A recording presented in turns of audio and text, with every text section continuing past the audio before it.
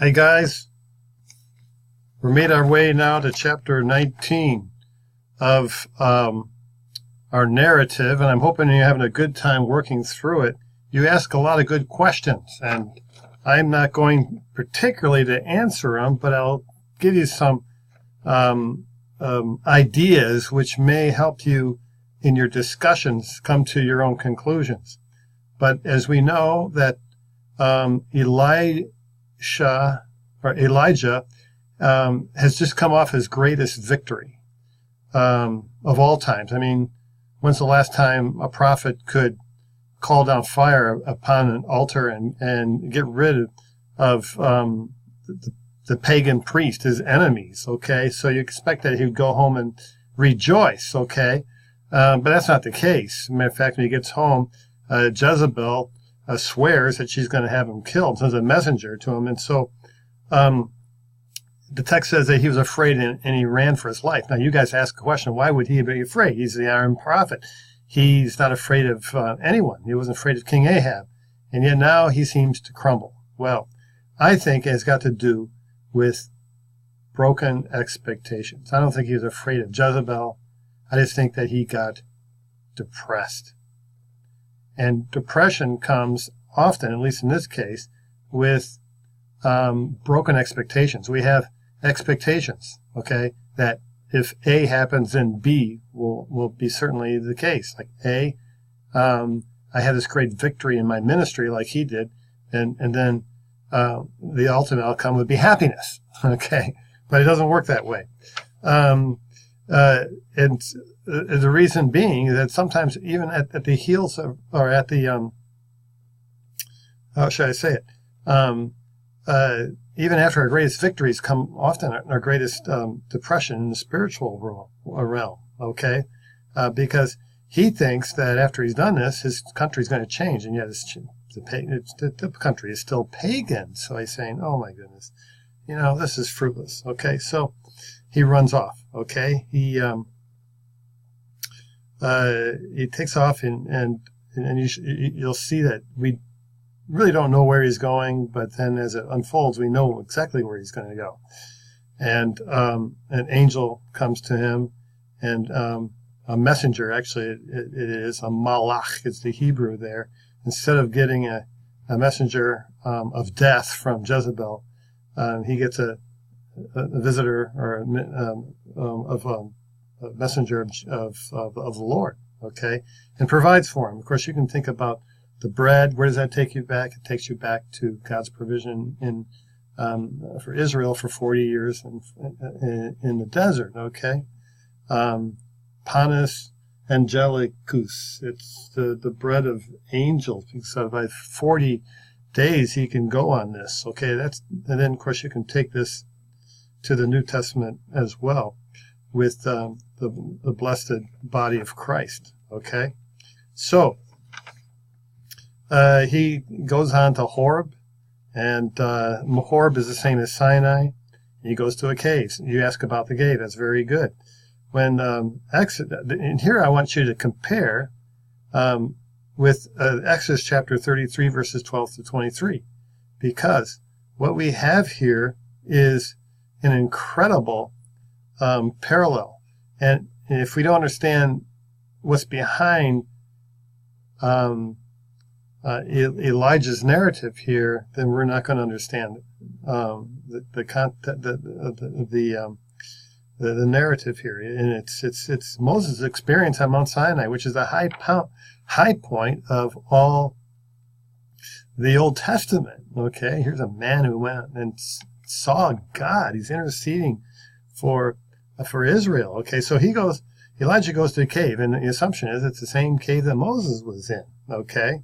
And God asks him, why are you here, Elijah? And we have here probably the one of the best belly aches that you'll read in prophetic literature. He answered, I have been most zealous for the Lord, the God of hosts, but the Israelites have forsaken your covenant. They have destroyed your altars and murdered your prophets by the sword. I alone remain, and they seek to take my life. Okay, well, we know from chapter 18, verse 13, that Obadiah was hiding 100 prophets. Okay, so he's exaggerating here, feeling sorry for himself. So when God asked him, why are you here? He belly aches. He doesn't really answer the question. Okay. Maybe he doesn't really know why he's there. Okay. Anyways, you'll notice that in comparison, Moses is interceding for the people. And the Lord said, you cannot see my face, for man shall not see me and live. And the Lord said, behold, there's a place by me where you shall stand upon a rock. And while my glory passes, I'll put you in the cleft of the rock. That cleft of the rock parallels the cave. The assumption that it's there, that he found himself on Sinai. Okay. But notice that Yahweh did not tell him to go into the cleft of the rock or into the cave.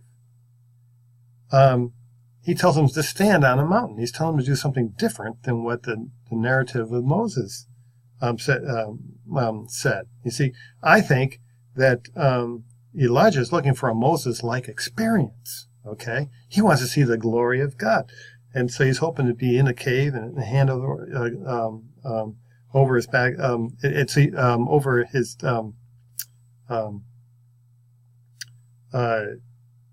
put his, Yahweh to be able, cover his face with his hand. Well, you know what it is here. While my glory passes by, I will put you in the cleft of the rock. And he was able to see the back parts of God. But anyways, so God asked him to stand on the mountain, Elijah, and there was a strong wind. Okay, wind and fire are theophany words. Okay, so he did actually see a wind that came and ripped up the rocks, but it says Yahweh was not in the wind. Okay. In other words, there was a display of God's power, but it wasn't a theophany. It wasn't what Moses saw. Okay. And then there was an earthquake. Another theophanic manifestation when God comes, the earth quakes, But he wasn't in the earthquake. Okay. And then there was a fire. Okay. And that's what you really want to see, the glory, the fire of God. But he was not in the fire. Instead, there was just a still small voice.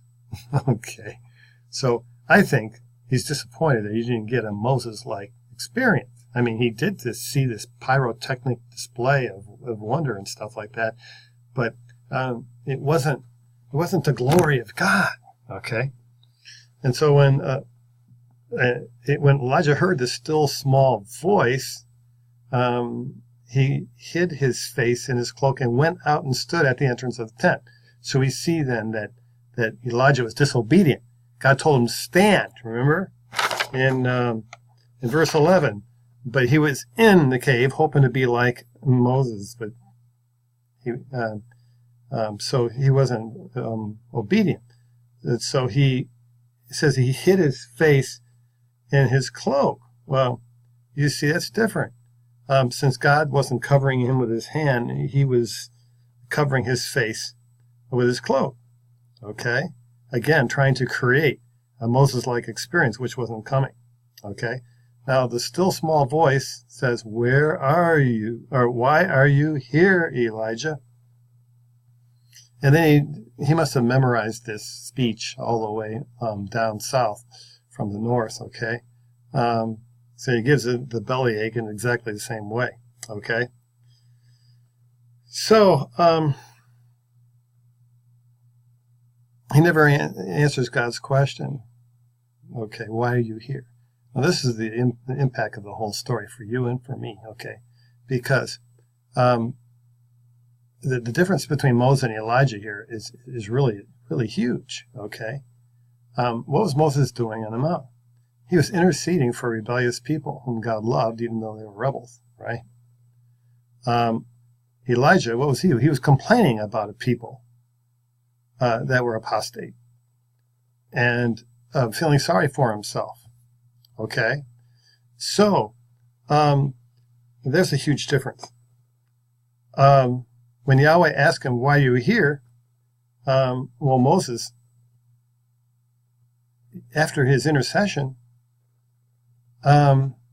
he asked God for the ultimate. That is, show me your glory. Okay? Elijah could have asked him that. He could have said, show me your glory, but he never does. It's because he was too depressed. And so therefore he was not keeping the main thing the main thing. You know, ministry is hard. Life in this world is hard as a Catholic, okay? And it's easy to get depressed or feel like you're alone or whatever. And whenever that happens, we just can't keep, you got to keep the main thing is to see the glory of God, okay? So even the great prophet Elijah, okay, didn't do so well at this moment. But it's a lesson that maybe he learned, and one that we can learn too. One of the questions is, what's the upstart of this whole thing with regard to the big picture in the New Testament? Well, we got to keep the main thing the main thing. We have Jesus, who is the face of God. And we always have to keep our face on Jesus. And the more we do, the more we see of his glory, the more we experience of him in our interiors. Then, the more powerful our witness will be. And it's easy to become despondent or depressed about all the things that are going around us or their failure and this or that.